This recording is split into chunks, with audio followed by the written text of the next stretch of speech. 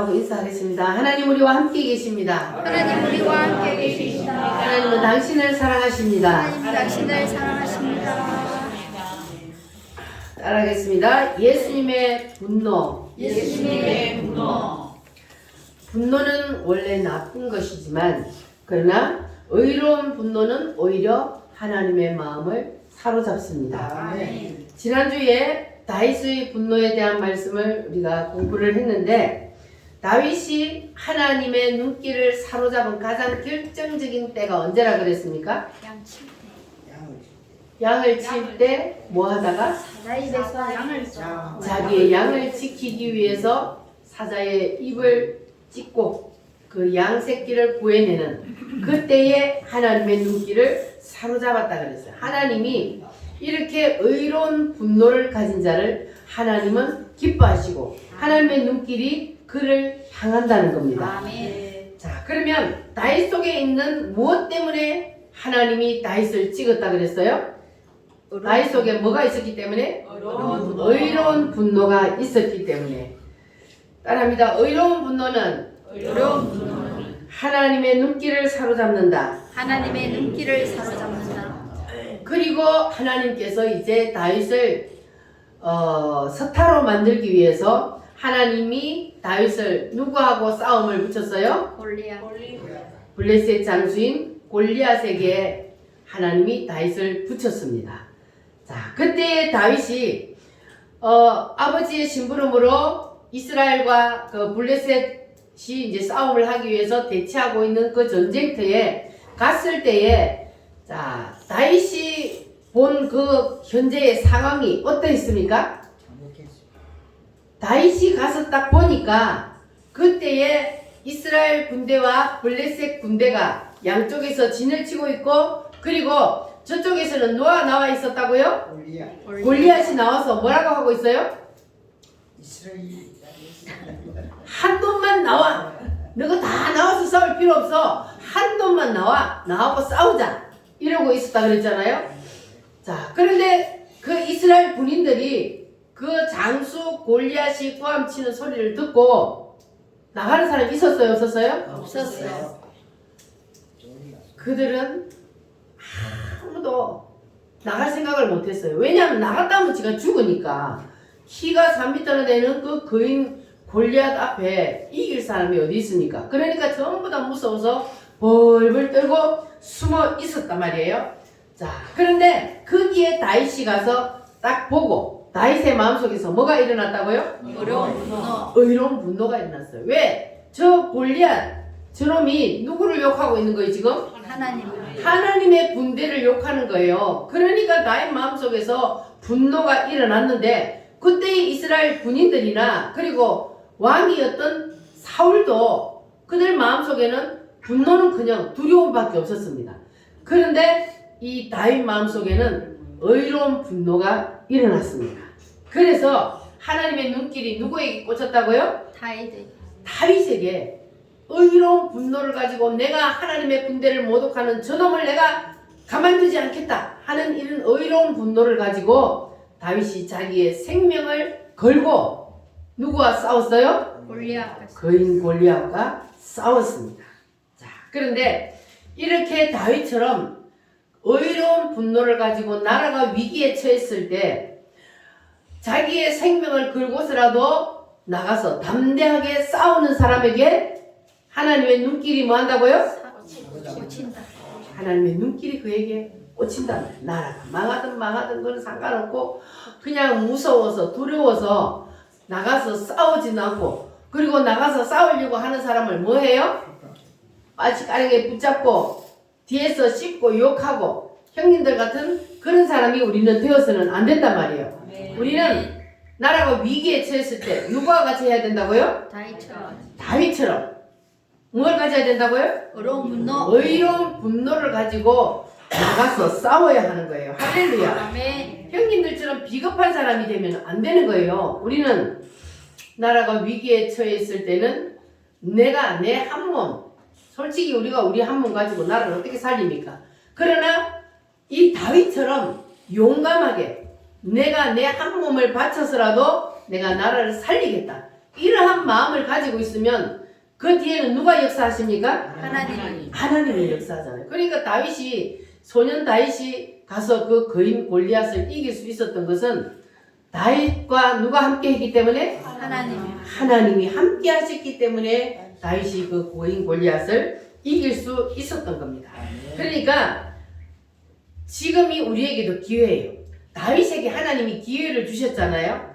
다윗을 하나님이 스타로 만들어서 하나님이 이제 이끌어 가셔서 다윗을 하나님이 쓰시기 위해서 이 거인 골리앗을 갖다 붙이는 사건을 갖다 붙였어요.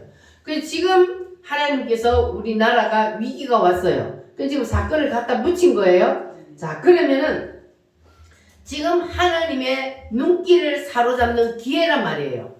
그냥 아무 일 없을 때는 하나님의 눈길을 사로잡기가 힘들어요. 그런데 지금이 기회입니다. 다윗이 하나님의 눈길을 사로잡을 때는 항상 사건이 있었잖아요. 이렇게 사건이 있을 때에 자기의 생명을 걸고 의로운 분노로 나아갔을 때에 하나님의 눈길을 사로잡았던 것처럼 우리에게도 지금이 기회입니다. 아멘. 기회는 항상 있는 게 아닙니다.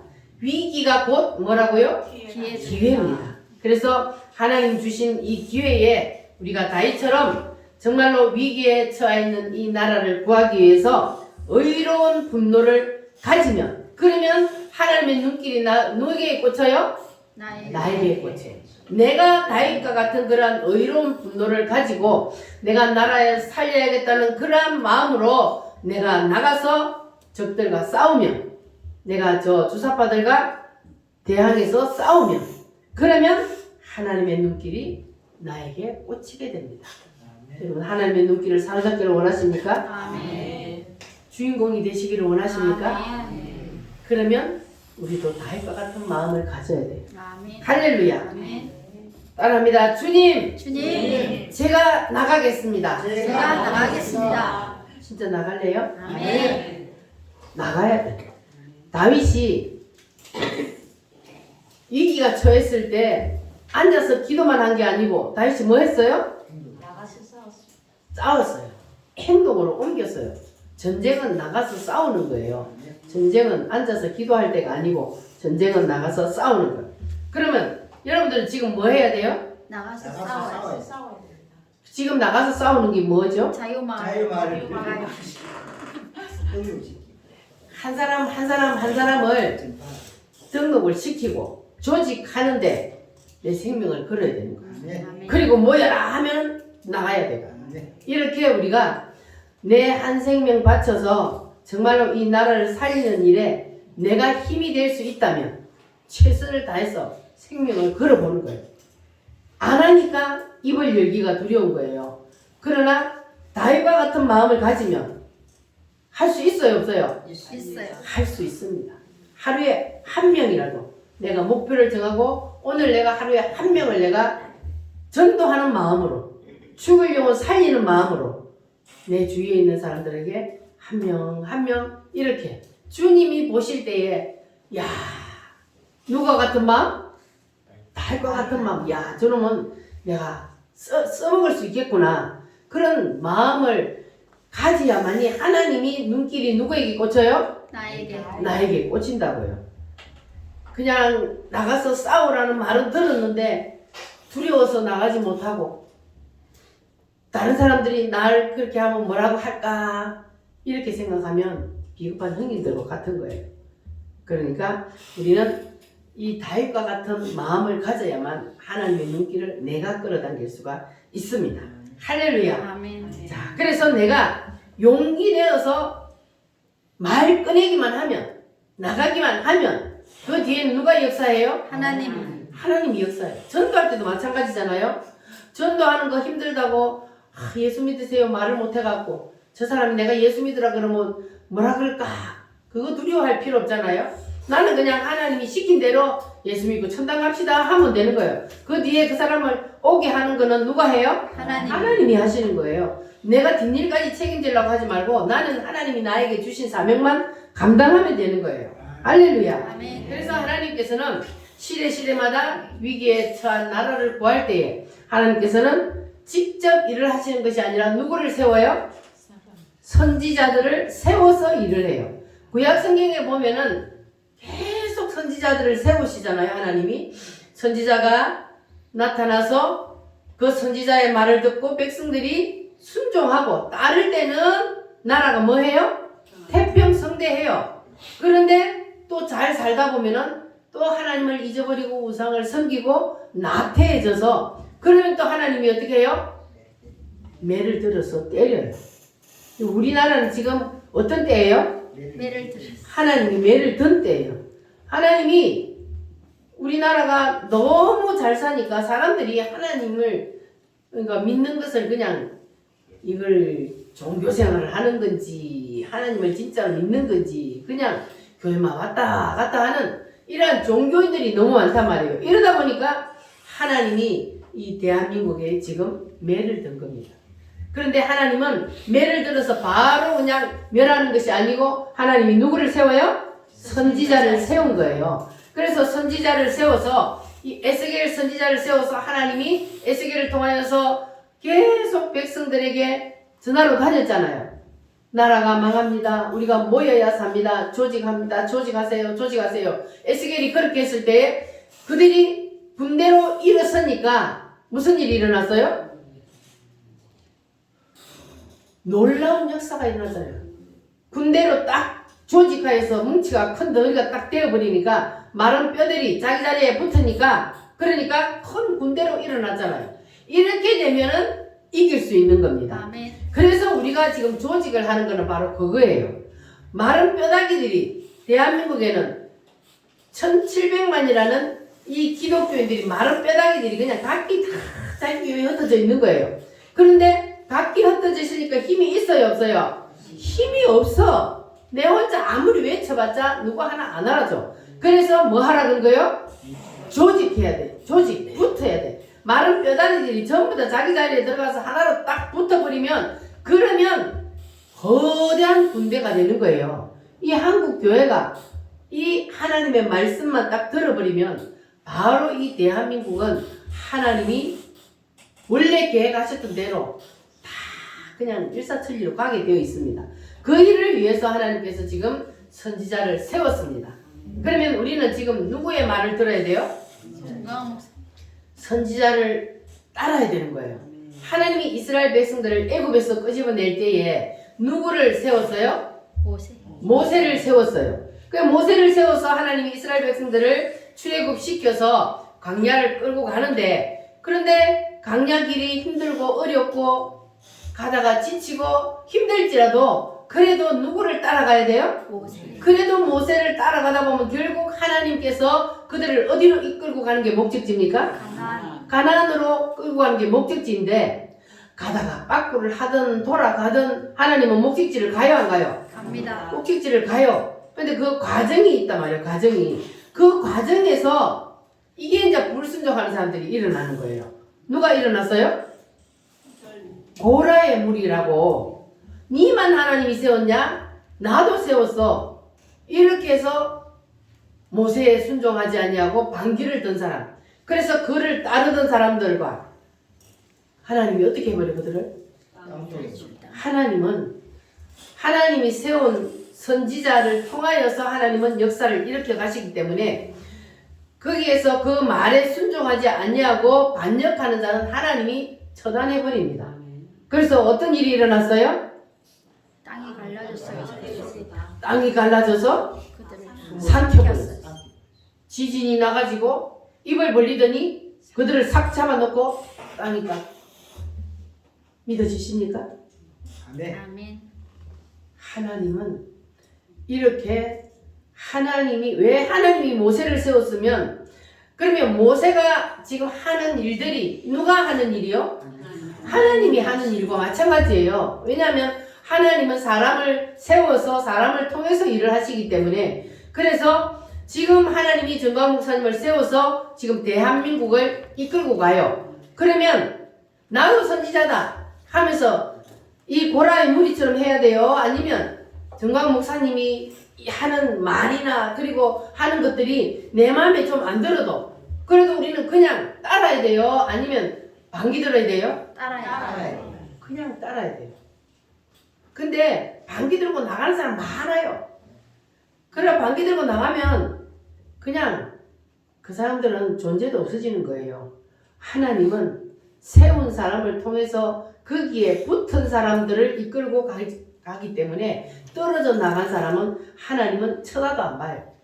그래서 여러분은 꼭 붙어 있기를 바랍니다. 아멘. 놀라운 역사가 일어나고 있습니다. 아멘. 할렐루야. 아멘. 그래서 우리는 반드시 모세를 하나님이 세워서 하나님 모세를 통해 인도해 가시기 때문에 모세가 하는 것이 내 마음에 안 들어도 내 생각하고 달라도 그래도 누구의 생각을 내려놔야 된다고요? 내 생각을 내려놓고 따라야 하는 것처럼 지금 우리도 동일합니다. 할렐루야. 우리가 따라가기만 하면 하나님은 역사하십니다. 아멘. 나는 예수 따라가는 십자가 군사라.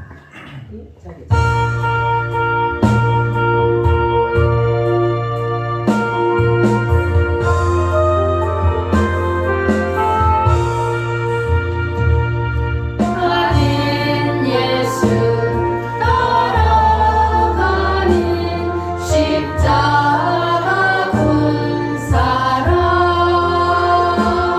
주 이름 증언하기를 왜 주저하리요. 다른 군사 피 흘리며 나가서 싸울 때 나 혼자 편히 앉아서 바라만 보리요. 다른 사람 어찌든지 나 주님의 용사되리. 나는 주의 군사 되어 충성을 맹세하여 내 가슴이 하기까지 주대로 싸우리. 주님의 용사된 내게 주의 일 맡기소서. 큰 싸움은 시작되어 용사를 부른다.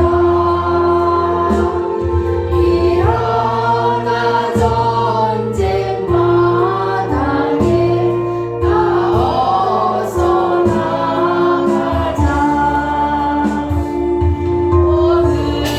거룩하신 주님 위해 싸우러 나가자. 주님의 권능 힘입어 다 이길 때까지. 다른 사람 어찌든지 나 주님의 용사되리. 나는 주의 군사 되어 충성을 맹세하여 내 가슴이 하기까지 주대로 싸우리. 주님의 용사된 내게 주의 일 맡기소서. 아멘. 따라합니다. 다윗의 분노, 다윗의 분노, 사울의 분노. 사울의 분노. 이제 두 번째로 사울의 분노입니다. 그러면 사울은 언제 하나님의 눈길을 끌어당겼을까요?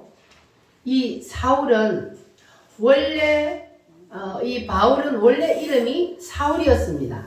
사울은 큰 자라는 뜻을 가지고 있습니다. 자, 그런데 이 사울은 요즘으로 치면 어디서 공부한 것과 같아요? 저 미국의 하버드 세계 최인류 대학에서 공부를 한 학문으로 그 누구에게도 뒤지지 않는 그러한 사람이었습니다. 누가요? 사울이 그런 학문을 가진 사람이었는데 또 유대인이요. 그리고 율법으로도 엄한 교훈을 받고 그리고 성경에 보니까 하나님께 대하여도 뭐 있는 자라 그랬어요?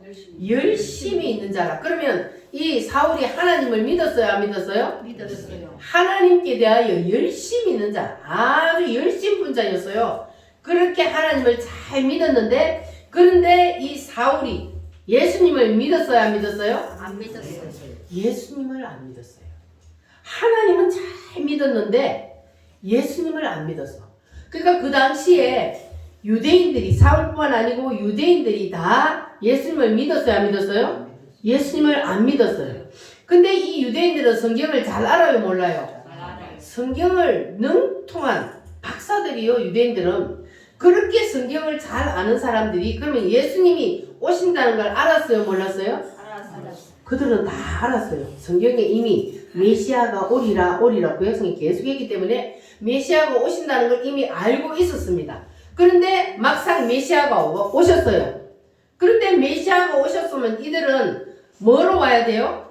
왕으로 와야 돼요. 왕으로 와야 되는데 그런데 예수님은 어떻게 왔습니까? 왕처럼 왔습니까? 아니요. 마구간에서 태어났지. 예수님이 누구하고 놀아요? 장녀하고 또 죄인들하고 뭐 이런 사람들, 과부와 고아 이런 사람들하고 노는 거야. 그러니까 이 유대인들이 볼 때는 아니야 메시아가. 그런데 예수님이 내가 누구의 아들이라 그래요? 하나님의 아들이라 그래요. 그러니까는 유대인들이 볼 때는 이거는 뭡니까? 예수님이 이단 중에 이단이요. 그래서 이단의 대수라 그랬어요. 예수님을 보고. 이단 중에 이단이란 말이에요. 자기 유대인들이 하나님을 믿는 그 믿음으로 볼 때는. 그러니까 신성 모독죄로 그들이 예수님을 뭐 했습니까? 십자가에 못 박았어요. 이방인들이 예수님을 십자가에 못 박은 게 아니에요. 이 유대인들이 예수님이 신성 모독죄를 지었다 그래서 그들이 예수님을 십자가에 못 박아 죽었습니다. 자, 그런데 예수님을 십자가에 못 박아 죽였으니까 이제는 끝났다 생각을 했는데 그런데 제자들이 예수님이 죽었다가 다시 살아났다 그러면서 막 전하고 다니는 거예요. 그러니까 예수님이 살아있을 때보다 더한 소동이 일어나는 겁니다. 자, 그렇게 되니까 이 열심히 무엇인? 특심인 이 누가 볼 때? 사울이 볼 때는 이 사람들을 어떻게 해야 돼요? 죽여야 돼. 왜냐면 이거 이단 예수를 따르는 사람들이기 때문에 아니 말도 안 되는 소리 어떻게 죽은 사람이 살아나냐 그 헛된 것을 전하며 다니는 사람들을 잡아서 감옥에 가두고 죽이는데 동참하고 그런데 이때 사울은 자기가 죄를 짓는다 생각했을까요? 아니라고 생각했을까요? 아니라고 그때 자기가 생각할 때는 의로운 분노야. 근데 하나님이 볼 때는 그게 의로운 분노예요? 아닌 거예요. 그 사람들이 착각을 하는 거예요. 하나님 앞에 열심으로 내가 한다고 하는데 하나님이 볼 때는 아닌 거예요. 이렇게 되면 안 되는 거야. 내가 열심으로 주님을 섬기고 주의를 하고 그리고 내가 마음속에 의로운 분노를 품는 것이 하나님이 볼 때도 하나님의 눈길을 야 저놈은 됐다. 내가 저놈은 쓸 수 있겠다. 이렇게 돼야 되는데 사울은 그거 맞아요? 아니었잖아요. 사울은 막 열심히 있고 거룩한 분노라고 생각하고 의로운 분노라고 생각하고 예수 전하는 사람들을 찾아다니면서 막 잡아가지고 감옥에 가두고 죽이고 막 이 일을 했단 말이에요. 그런데 하나님은 그 사울에게 눈길이 꽂힌 거예요. 왜? 저놈은 꼭지만 딱 털어놓으면 되겠다. 이런 마음이 하나님에 든 거예요. 왜냐하면 악에 강한 사람은 어디도 강해요? 선에도 강해요. 그래서 하나님은 꼭지를 딱 돌려서 써먹을 수 있겠다 하는 사람은 하나님 꼭지를 돌려서 쓰는 거예요. 그래서 하나님이 생각하신 대로 자 예수님이 이 사울에게 어떻게 나타나셨습니까? 사울이 길을 가는데 정오에 사울 앞에만 바로 딱 나타나 버렸어. 빛으로 쫙 예매가 다른 사람들은 소리만 듣고 못 보는데 사울 앞에 누가 나타났어요? 예수님이 나타나 버렸어요. 내가 예수님이 죽었다가 살아났다고 한 사람들을 거짓말쟁이라고 내가 잡아 죽였는데 그런데 그 예수님이 누구 앞에 나타났다고요? 사울 앞에 나타나 버렸어요. 그러니까 사울은 한 번만에 완전 꼭지가 돌아쁜 거예요. 바로 하나님이 그에게 딱 예수님이 부활하신 예수님이 딱 나타나셔가지고 내가 이게 이제 사울이 거기서 바로 두 손을 드는 거예요. 사울아 사울아 네가 핍박하는 내가 예수다 그러잖아요. 너는 왜 나를 핍박하느냐? 예수 믿는 사람을 핍박하는데 근데 나를 왜 핍박하느냐? 예수님이 그랬단 말이에요. 예수 믿는 사람을 핍박하는 것이고 누구를 핍박하는 거예요? 예수님을 핍박하는 거란 말이에요. 그래서 하나님께서 이 사울의 꼭지를 탁 돌려서 이제 뭘 만들었어요? 바울을 만들었어요. 사울은 무슨 뜻이라고 그랬어요? 큰 자요. 바울은 작은 자라는 뜻이에요. 그러니까 내가 최고다 하고 뚱뚱거리고 이렇게 다녔던 이 사울이 이제는 예수님을 만나고 보니까 내가 큰 자요 작은 자요? 작은 자. 내가 하나님 앞에 서니까 아무것도 아닌 거예요. 그래서 이제 이름이 바울로 바뀌었어요. 그래서 하나님께서 이제 사울을 바울로 딱 꼭지를 돌려서 이제 사용하기 시작하는데 그러면 이제 이 바울이 예수님은 죽었다가 살아났습니다 하고 이제 전하고 다니는 거예요. 조금 전까지만 해도 지금 누구 잡으러 갔어요? 예수 믿는 사람. 예수 믿는 사람들, 예수를 전하며 다니는 사람들을 지금 잡아서 옥에 가두고 죽이려고 지금 잡으러 가다가 지가 만나버렸어. 그래가지고 이제는 꼭지가 딱 돌아와가지고는 지가 전하고 다니는 거예요. 그러면 사람들이 그게 믿어질까요? 안 믿어질까요? 사람들은 그 바울이 예수님 만나는 거 못 봤잖아요.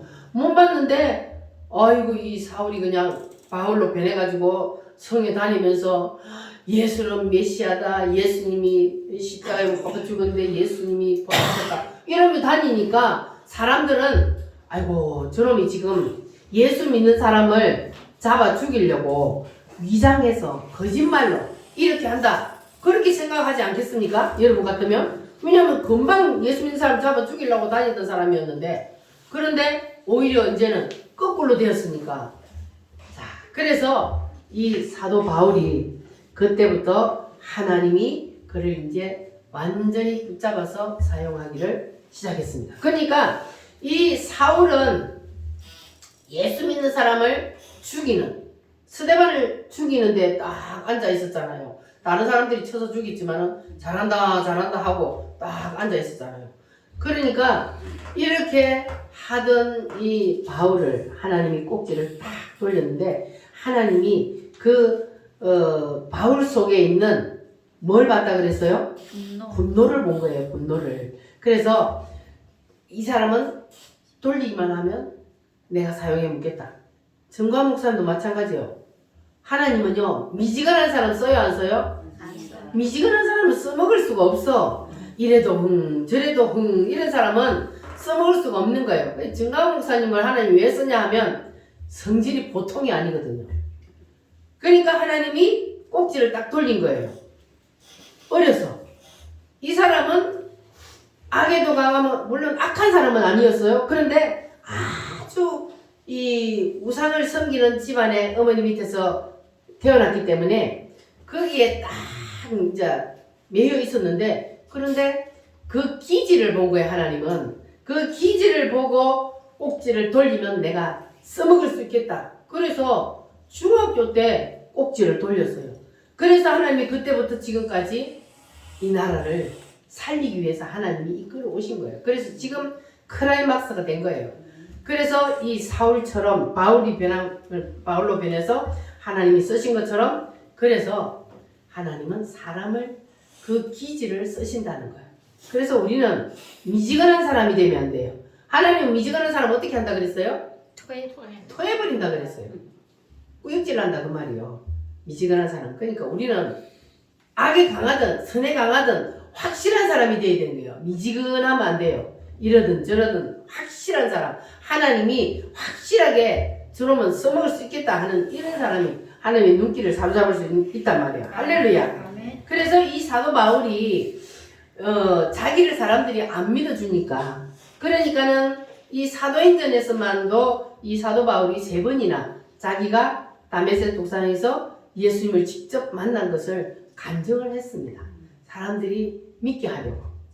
이렇게 하나님은 사람을 들어서 사용하신다는 것을 우리가 기억을 해야 할 줄 믿습니다. 아멘. 더러운 이것을 써주려고.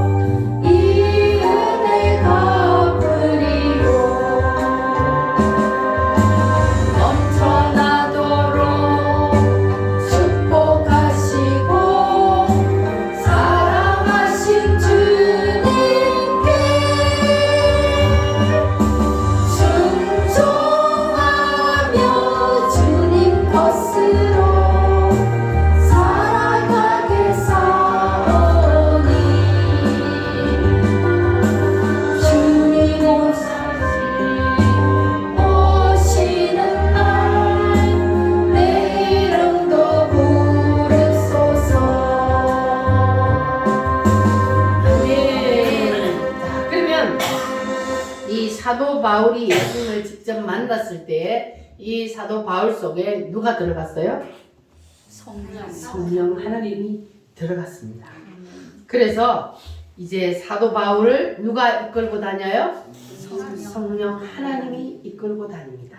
자, 사도행전 17장 16절 말씀. 자, 한번 따라하겠습니다. 바울이 아덴에서 그들을 기다리다가 그 성에 우상이 가득한 것을 보고 마음에 격분하여. 자, 바울이 아덴에 갔는데 전도하는 중에 그 성에 뭐가 가득하다고요? 우상이 가득. 착한 것을 보고 바울의 마음속에서 뭐가 일어났어요? 격분이 이 분노는 무슨 분노예요? 의로운 분노. 의로운 분노가 일어났습니다. 주님의 눈길을 사로잡는 의로운 분노가 바울의 마음속에서 일어났단 말이에요. 그들이 듣지도 보지도 못하는 그 우상들을 돌이나 나무로 깎아서 만들어 놓고 그래놓고 거기다가 뭐 하고 있어요? 절하고 복을 달라고 빌고 있는 거예요. 절을 하면서 어디다가? 숨을 쉬기를 해, 듣기를 해, 보기를 해. 아니 자기가 자기 손으로 깎아서 만들어 놓고 그래 놓고 그 돌멩이한테 그 나무한테 복을 달라고 비는 거 얼마나 미련한 짓이요. 그런데 사람이요 이게 딱 붙잡히면 그게 미련하다는 것이 못 느껴지는 거예요. 그러니까 사람들이 부처 앞에 가가지고 복을 주세요, 우리 자식 잘 되게 해주세요, 이게 하는 게 바로 사단한테 딱 붙잡혀 버리면 그러면 그 사람은 누가 이끌고 다녀요? 사탄이 이끌고 다니기 때문에 거기 가서 복을 빌면 복을 줄 아는 거야.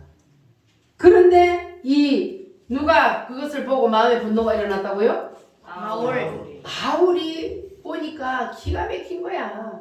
그 우상 앞에다가 복을 달라고 비는 걸 보고 마음에 분노가 일어났다 그랬어요. 자, 그러니까 성령 하나님이 내 속에 있는 사람은 이러한 것을 보면 마음에 뭐가 일어난다고요? 분노가 일어나게 되어 있습니다. 누가 내 속에 있으면? 성령 하나님이 내 속에 계시면. 그러니까 우리가 불의를 보고도 내 속에서 분노가 안 일어난다면 그러면 나도 그들과 동질이라는 거예요. 내가 그들과 같은 급이기 때문에 같은 사람이기 때문에 그 불의를 보고도 내 마음속에 분노가 안 일어나는 거예요. 그러니까 우리는 저 주사파들을 보고 내 마음에 분노가 일어나야 내가 그들과 동질이 아니라는 거예요. 분노 안 일으키는 사람은 그들과 같은 색깔이라는 거예요. 그래서 우리는 분노가 일어나느냐 안 일어나느냐 이게 중요한 게 아니라 우리는 하나님을 따르느냐 사탄을 따르느냐 이게 중요한 거예요. 그들을 보고 불의를 보고 우상을 섬기는 것을 보고 하나님 말고 하나님을 대적하는 것을 보고 마음에서 분노가 일어나야 그게 바로 하나님의 눈길을 사로잡는 거란 말이에요. 아니면 그러면 나도 그들과 동일한 동질이라는 겁니다. 여러분 그들과 동질이 되지 마시기 바랍니다. 아멘. 그래서 우리는 모든 것의 기준이 바로 예수를 위하여가 돼야 돼요. 모든 기준이 누가 돼야 된다고요? 예수님이 기준이 돼야 되는 거예요. 따라합니다. 모든 것의 기준은 예수를 위하여. 예수가 이것을 기뻐하느냐 안 하느냐 이게 중요한 거지 내가 기뻐하느냐 다른 사람들이 볼 때 어떻게 생각하냐 이게 아니요. 우리는 오직 기준이 누구요? 예수님이요. 예수님이 뭐라고 말씀하셨느냐 요게 우리의 삶의 기준이 돼야 되는 거예요. 할렐루야. 자, 그래서 따라합니다. 오늘은 예수님의 분노. 자, 예수님은 분노하지 말라고 그랬잖아요. 그런데 예수님 분노했어요 안 했어요? 성경에 보니까 예수님 한 군데만 분노한 게 아니에요. 예수님이 어느 날은 바리새인들 보고 이 독사의 새끼들아 이 해칠한 무덤은 뭡니까? 무덤이 이 부자들 무덤에 보면은요 삐까뻔쩍하게 해놨잖아요. 근데 삐까뻔쩍하게 밖에만 해놓으면 뭐예요? 속에는 뭐예요?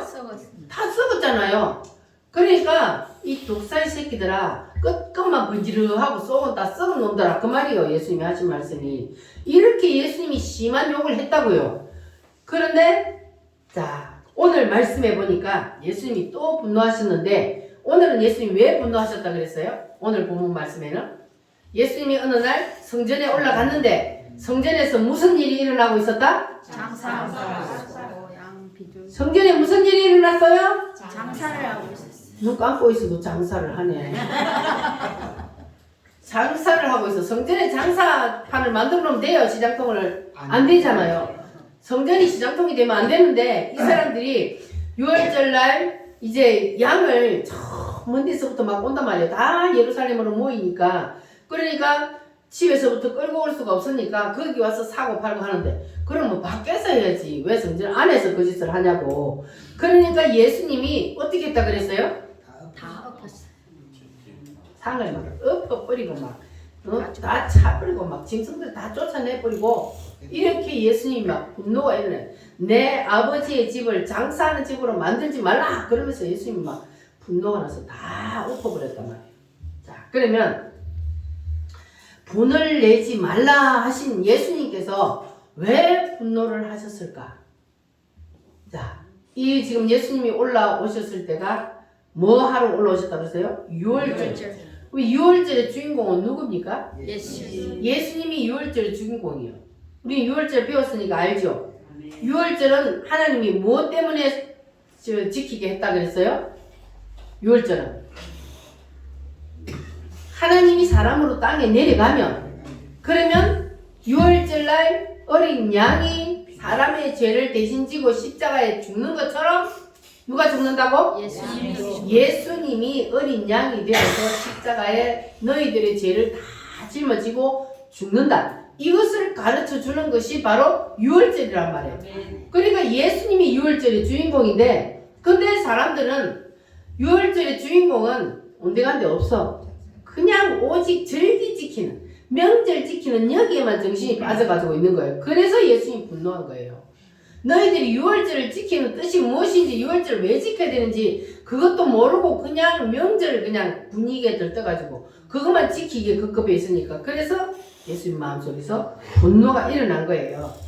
그러니까 우리는 마음 중심이 무너지면 안 되는 거예요. 이들이 지금 마음 중심이 무너져 버린 거예요.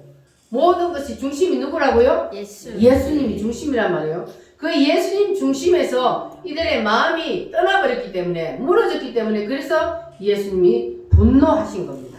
그러니까 우리도 무슨 일을 하든지 우리의 마음의 중심은 오직 누구요? 예수님을 중심에 딱 두고 그 예수님을 통하여서 나오는 모든 것 그러니까 모든 잣대를 어디에다 갖다 대야 된다고요? 오직 예수 오직 성경 여기에다가 우리는 우리 모든 인생의 삶의 잣대를 여기다 대야 되는 거예요. 다른 데다 대면 그러면 이 예수님이 분노하신단 말이에요. 우리를 보고도 예수님이 분노하셔요. 중심이 무너지면 예수님이 우리를 보거든요. 오늘 우리가 지금 하나님 앞에 예배를 하고 있지만 중심이 무너지고 그냥 형식적으로 이 사람들이 유월절을 형식적으로 지키는 것처럼 우리가 형식적으로 하나님 앞에 나와서 예배를 하면 그러면 예수님이 우리가 예배를 드리지만 그러나 분노하신다는 거예요. 그러니까 우리는 오직 예수님 때문에 예수님이 나를 위해서 십자가에 피 흘려 죽어 주셨기 때문에 그 예수님의 은혜가 감사해서 오늘 우리가 하나님 앞에 나와서 예배 드리는 겁니다. 아멘. 교회 나가자고 하도 귀찮게 해서 목사님이 교회 안 나오면 그냥 지옥 간다고 그냥 하도 잔소리를 해서 내가 어쩔 수 없이 내가 나와서 앉아있는다 이렇게 생각하면 그게 이제 중심이 무너진 거예요. 우리는 무엇 때문에 예배 드린다고요? 주님 은혜 감사해서 나를 지옥에서 천국으로 옮겨주신 주님 은혜가 감사해서 하나님 앞에 나와서 예배하고 감사해서 하나님 앞에 예물을 드리고 이렇게 하는 거예요. 할렐루야. 여러분 중심이 무너지지 마시기 바랍니다. 자, 우리도 중심이 무너지면 예수님께서 우리에게도 분노하실 수 있다는 것을 명심하시길 바랍니다. 그래서 우리는 늘 우리의 삶을 어디에다 비춰보라고요? 예수님께 하나님의 말씀의 거울에 우리를 늘 비추어야 돼요. 할렐루야. 말씀에서 눈이 떨어지게 되면 그러면 넘어지게 되는 겁니다. 그래서 말씀에서 우리는 늘 눈이 떨어지지 않기를 바랍니다. 자, 그래서 예수님께서 성전에 올라가셔서 막 채찍을 들고 쫓아내고 뒤집고 난리가 났잖아요. 그러면 이제 그들이 깨달아야 될 거 아니야. 예수님 왜 이렇게 분노를 하실까? 왜 예수님이 성질을 내고 난리야? 이렇게 할 게 아니라 예수님이 왜 이렇게 분노하셨지? 이걸 그때 깨달았으면 그러면 이 예루살렘이 망하지 않았을 거예요. 근데 그들이 그때 못 깨달으니까 그러니까 70년 후에 예루살렘이 완전히 망했잖아요. 예수님이 붙여버리는 거예요. 이들이 끝까지 못 깨달으니까 그러니까 예수님이 로마의 디도 장군에게 붙여서 예루살렘이 완전히 함락되어 버렸잖아요. 그러면 백성들이 죽임을 당하기도 하고, 그리고 또 살아남은 사람은 어떻게 했다고요? 전 세계로 뿔뿔이 흩어져 도망을 가잖아요. 저 베트남이 망하니까 보트피플이라고 배를 타고 막 도망가서 살아남으려고 이렇게 한 것처럼 이 유대인들도 예수님을 제대로 못 섬기다가 이렇게 나라가 멸망하고 나니까, 그래서 전 세계로 뿔뿔이 흩어져서 나라 없는 소름을 당하고 고통을 당하고 그렇게 한단 말이에요. 그러니까 우리가 나라를 지키는 게 중요해요, 안 지켜요? 안 중요해요? 나라를 지키는 게 이렇게 중요한 거예요. 나라가 없으면 다른 나라에 가서 살아도 고통스럽고 서름을 당하고 사는 거예요. 내 나라가 있고 내가 내 외국에 가서 사는 것은 내가 돌아갈 곳이 있기 때문에, 든든한 내 나라가 있기 때문에 그래도 괜찮아요. 그런데 나라가 없어지고 나면 그러면 그냥 끝나는 거예요. 그래서 우리는 나라를 지켜야 되는 거예요. 할렐루야. 그래서 구약시대에도 마찬가지잖아요. 하나님이 선지자들을 세워서 나라를 좀 지켜보려고, 자기 백성들이니까 하나님이 그렇게 하지만은 그들이 깨닫지 못하고 선지자들 때문에 말도 듣지 않으면 하나님은 결국은 던져버리잖아요. 그래서 이게 두려운 거예요. 하나님이 지금 이 대한민국을 사랑해요, 안 해요? 사랑해요. 다른 어떤 나라보다 이 대한민국을 사랑해요. 그래서 하나님이 세운 나라예요. 이 나라는 이승만 대통령을 통해서 이 대한민국은 하나님이 세운 나라예요. 그래서 지금까지 하나님이 이끌어 오셨어요. 물론 전 세계도 다 그렇지만 하나님이 이 대한민국에 복을 막 부어주셨단 말이에요. 그래서 예수 믿는 자도 급속하게 늘어났고, 이 대한민국이 7, 80년 만에 이렇게 전 세계에서 10위권 안에 들어가요. 요새는 6, 7위 가잖아요. 이렇게 잘 사는 나라가 전 세계에 없어요. 이렇게 된 나라는. 그런데 하나님이 우리 대한민국이 순교자들의 피 위에 이렇게 믿는 사람들이 많아지니까 하나님은 그 사람들을, 우리 하나님을 믿는 사람들 때문에 하나님께서 이 나라에 복을 주셨단 말이에요.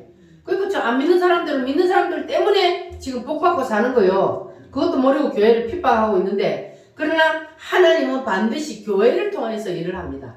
저 안 믿는 사람들은요, 하나님이 아예 버린 자식이니까 그들도 안 봐요. 그래서 믿는 사람들이 하나님이 매를 들었을 때에 깨닫느냐 못 깨닫느냐, 이게 이제 중요해요. 깨닫고 돌아오면 하나님이 다시 번영을 주시고, 그런데 하나님이 선지자를 통해서 깨닫게 하려고 매를 들어도 못 깨달으면, 그러면 이스라엘을 어떻게 했다고요?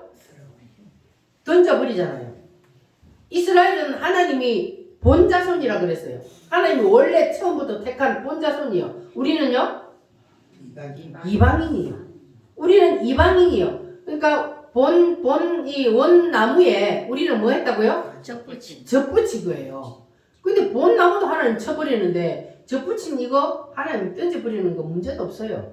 그런데 하나님은 젖붙였지만 우리나라를 너무너무 사랑하시고 우리나라를 통하여서 큰일을 하시려고 그래요. 아멘. 그래서 하나님께서 지금 선지자를 세워서 이 나라를 지금 회개시키고 깨닫고 돌아오게 지금 하고 계시는 거예요.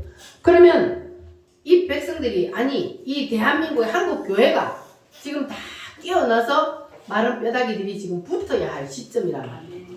그렇게 되면 하나님께서는 이 나라를 쓰십니다. 할렐루야. 자, 그래서 하나님께서는 본 자손들도 쳐버리고 하나님이 썰어버린다는 것을 우리는 기억해야 돼. 그래서 우리는 젖붙인 가지니까 하나님이 끝까지 말 안 들으면 하나님이 북한에다 던져버릴 수도 있다는 거예요. 그래서 이것 때문에 두려운 거야.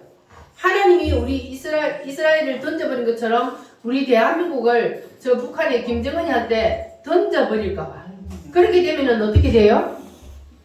믿는 사람들은 다 죽어야 돼. 죽든지 도망을 가든지 그래야지. 북한은, 우리나라가 북한으로 넘어가면 거기는 예수 믿는 사람은 살 수가 없는 겁니다. 그래서 우리는 지금 정신 차리고 우리가 하나님께서 주신 이 기회를 우리는 반드시 붙잡아야 합니다. 그래서 우리가 할 일은 무엇이라고요?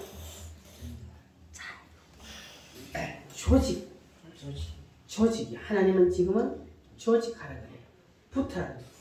교인들을 특히 우리가 붙여야 돼요, 여기에. 자, 그런데 여기에 붙으면 그러면 하나님이 앞으로 놀라운 축복을 주시려고 지금 준비해 놓고 계셔요. 여러분 그거 받기를 원하십니까? 아멘. 집도 다 주고 생활비 다 주고 그 일을 붙기만 하면 되는 거예요. 붙기만 하면. 아멘. 이게 안 붙어서 안 되는 거예요. 누가 돈을 만들어 주는 것이 아니라 우리가 붙기만 하면 돈이 생겨요.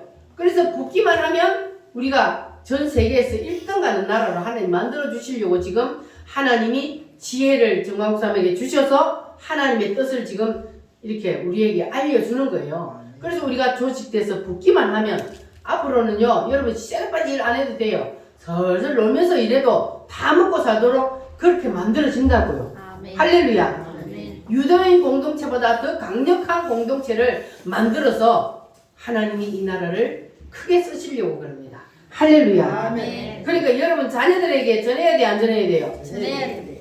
여러분들은 갈 날이 얼마 안 남았지만 자녀들은 살 날이 많아. 근데 그 자녀들이 김정은 밑에서 살게 할 수는 없잖아요. 그러니까 그 자녀들에게 부채, 자녀들도 연금 받아 살도록 만들어줘야 될 거 아니에요. 자녀들 요새 살기 얼마나 힘들어요. 돈 벌어먹고 살기 힘들어. 그런데 그 자녀들도 연금을 받도록 붙여야 돼. 붙이기만 하면, 그러면 대한민국은 살아납니다. 할렐루야. 아멘. 자, 그래서 이사야 1장을 한번 보겠습니다. 이사야 1장 967페이지. 구약성경 967페이지.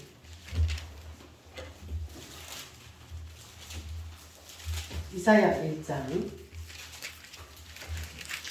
자, 이스라엘 백성들을 하나님이 너무너무 사랑하셨단 말이에요. 병이 나도록 사랑했다. 짝사랑을 해가지고 상사병이 걸리도록 사랑을 하셨습니다. 자, 그런데 이스라엘 백성들이 어떻게 했다고 하나님이 표현을 하는지, 자, 2절로 5절까지 시작. 하늘이여 들으라, 땅이여 귀를 기울이라. 여호와께서 말씀하시기를 내가 자식을 양육하였거늘 그들이 나를 거역하였도다. 소는 그 인자를 알고 나귀는 그 주인의 부유를 알건만은 이스라엘은 알지 못하고 나의 백성은 깨닫지 못하는도다 하셨도다. 슬프다 범죄한 나라요 허물진 백성이요 행악의 종자요 행위가 부패한 자식이로다. 그들이 여호와를 버리며 이스라엘의 거룩하신 이를 만홀히 여겨 멀리하고 물러갔도다. 너희가 어찌하여 매를 더 맞으려고 폐역을 거듭하느냐. 온 머리는 병들었고 온 마음은 피곤하였다. 자, 이 말은 뭐냐면 한마디로 딱 요약하면은 이스라엘 백성들이 매를 더 때릴 곳도 없을 정도로 그렇게 상하고 터졌단 말이에요. 하나님이 그렇게 매를 때렸단 말이에요. 그런데도 깨닫는다 못 깨닫는다? 못 깨달으니까 하나님이 어디에다 던져버렸어요? 바벨론에 던져버린 거예요. 이방 나라 바벨론에다가 이스라엘을 던져버렸습니다. 자, 그러면 예수님이 성전에 올라가셔서 분노하실 때도 그들이 그때 깨달았으면 하나님께서 그들을 기도장군에게 붙이지 않았을 것인데 그때 못 깨달았기 때문에 기도장군에게 붙여서 이스라엘이 완전히 망하게 되어서 그래서 이스라엘이 완전히 2000년 동안 전 세계를 떠돌아다니면서 방황을 했던 것처럼 자, 그래서 이 이스라엘뿐만 아니라 지금도 하나님은 동일하게 하나님의 말씀은 어제나 오늘이나 동일하다 그랬어요.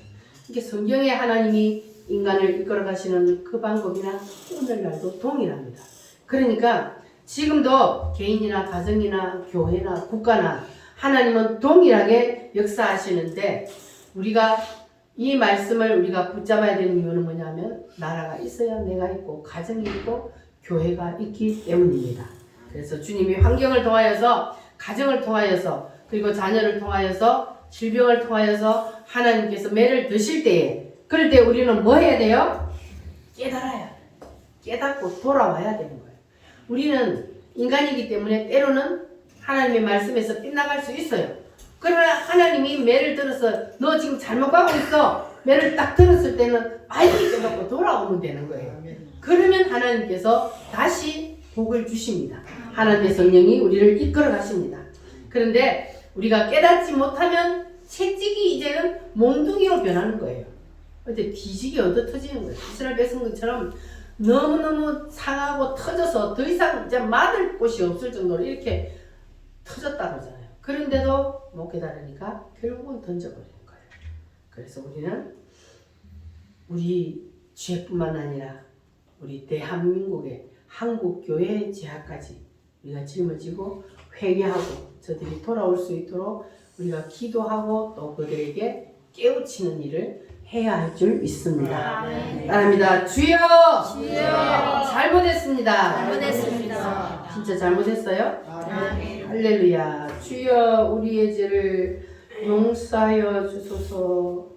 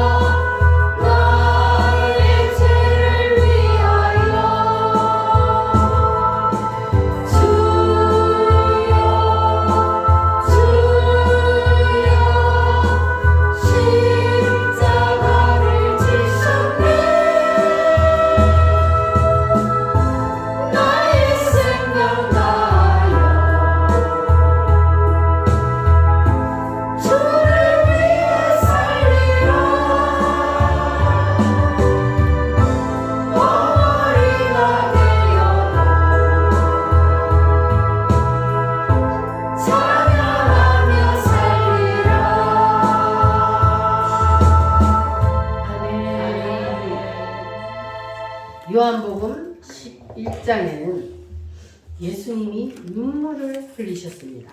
예수님이 왜 눈물을 흘렸을까? 슬퍼서 눈물을 흘렸을까? 자, 나사로가 병이 들었어요. 나사로가 병이 들어서 죽게 생겼는데 그 누이들이 예수님을 불렀습니다. 사람들을 보내서 예수님 우리 오빠가 죽어가요. 빨리 오셔서 고쳐주세요 하고 사람들을 보냈는데 예수님이 오셔서 고쳐주시기는 그냥 오히려 다른 마을로 바꾸는 거예요. 그리고 나서 나사로가 죽은 지 며칠 만에 왔어요? 나흘 만에.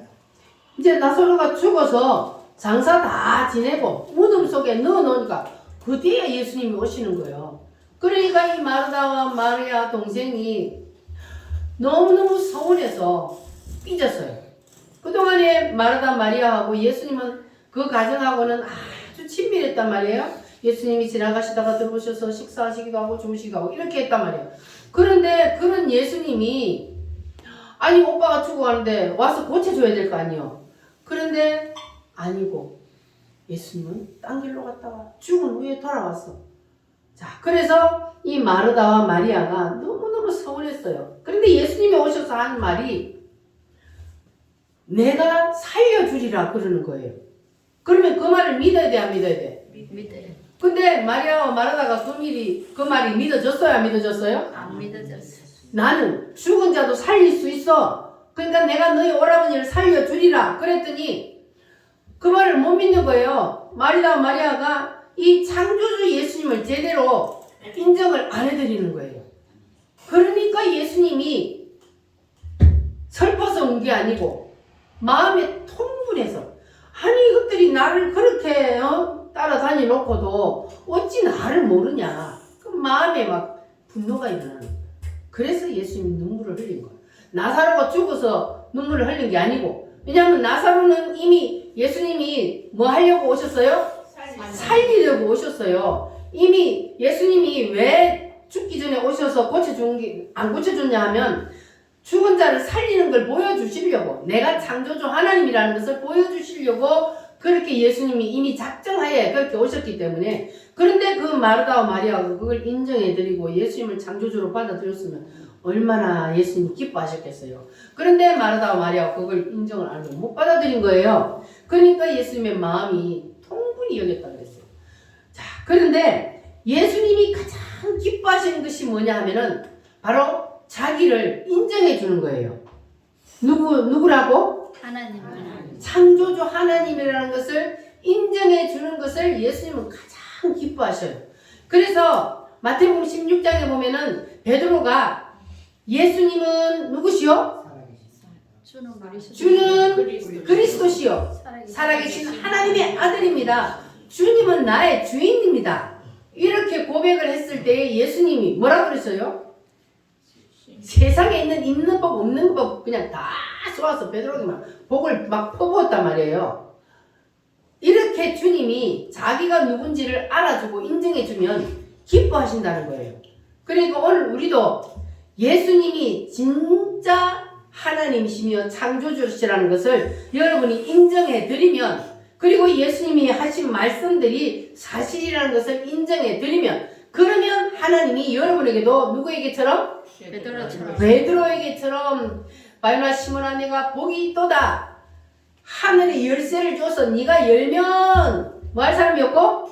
닫을 사람이 없고 닫으면 열 사람이 사람이 없다. 없고 막 이렇게 베드로에게 막 복을 부어주신 것처럼 오늘 여러분에게도 하나님이 복을 부어주실 줄 믿습니다. 아멘. 뭐 하는 자에게? 하나님을 인정해 주는 자. 교회를 다니면서도 이게 보세요. 마리아와 마르다가 예수님을 그렇게 따라다니면서도 창조주 하나님이라는 것을 인정을 못하는 거예요. 못 믿는 거예요. 마지막 때에 예수님 재림하실 때 그때는 부활하실 것을 내가 믿습니다. 마르다도 그러잖아요. 근데 그게 아니고 내가 지금 살려준다고 그럼 믿어야 돼요? 안 믿어야 돼? 믿어야 돼요. 창조주 하나님이니까 죽어서 썩은 냄새가 나지만 말씀 한마디로 나사로야 나오라 그러면 나와야 안 나와요? 나와요. 죽어서 영혼이 떠나갔던 것이 그 영혼이 다시 베드로 육체 속에 들어와서 살아서 뚜벅뚜벅 걸어 나오잖아요. 그러니까 누구니까 하셨어요? 하나님. 하나님이니까, 창조주니까, 만드신 분이니까 하신단 말이에요. 그 만드신 분이 오늘도 역사하셔요. 할렐루야. 우리가 인정해 드리면, 그러면 주님은 역사하십니다. 할렐루야. 그래서 여러분들도 예수님을 인정해 드려서 베드로에게 부어주셨던 그 복을 받아 누리는 여러분 되시기를 바랍니다. 같이 기도하겠습니다. 주님, 다윗 속에 오셨던 예수님, 바울 속에 오셨던 예수님, 오늘 우리 속에도 오셔서 그들 속에서 거룩한 분노를 일으켰던 처럼 오늘 내 속에서도 거룩한 분노를 일으켜 주시옵소서. 다같이 주여 삼창으로 기도합니다.